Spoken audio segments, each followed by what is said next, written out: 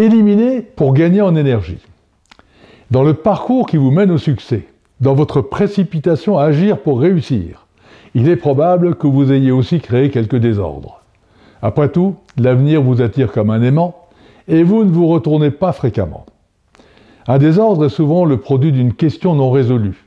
Et lorsque vous prenez conscience d'un désordre, il est assez probable qu'en réalité, il y en ait déjà de nombreux.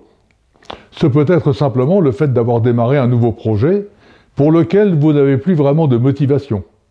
Vous en avez lancé les prémices, mais vous le laissez en plan, faute d'y croire vraiment, et cela vous encombre. C'est un désordre.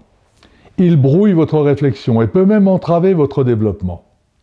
Il faut vous en débarrasser au plus vite, car les formes de sa nuisance sont multiples. Problèmes juridiques, impact sur vos relations, inconfort de votre part quant à ses finalités, démotivation. Pour un entrepreneur, l'un des grands facteurs de désordre est souvent un système de délégation qui fonctionne mal. Il se rend compte que son équipe part à l'heure le soir et jouit de ses week-ends alors qu'il est quasiment 24 heures sur 24 et 7 jours sur 7 sur le pont. Le désordre tourne alors à la frustration. Il y a une façon d'éviter ce type de désordre, se priver de bureau. Ainsi, vous n'empilerez pas des tonnes de papier, souvent inutiles, consommateurs de temps et d'espace. Vos collaborateurs ne vous transmettront alors que le strict nécessaire, ce qui requiert votre intervention personnelle. Vous le leur rendrez au fur et à mesure, sans encombrement inutile. Appliquez la même forme de répulsion pour les mails, en particulier face à cette pratique détestable de vous mettre systématiquement en copie de tout, façon insidieuse de se couvrir en quelque sorte. Il est d'ailleurs rare que les entrepreneurs gagnent de l'argent en restant assis à leur bureau. En fait, pour certains, c'est le lieu où ils se cachent et ratent les opportunités.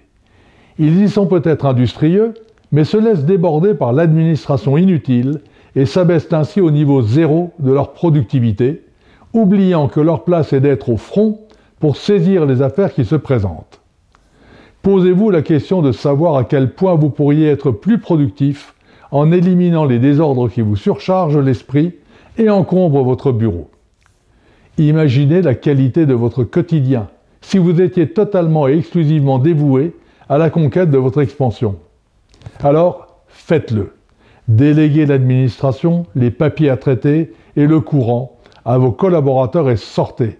Allez voir du monde et saisissez les opportunités qui se présentent. Vous êtes le moteur de vos affaires, pas l'esclave. La réussite vient des occasions saisies et non de la qualité de leur traitement administratif. Jean-Marie Descarpentries, chef d'entreprise exceptionnel, spécialiste du redressement d'entreprise professé, qu'il vaut mieux courir dans le désordre mais vers une vision que piétiner dans l'ordre. À bientôt.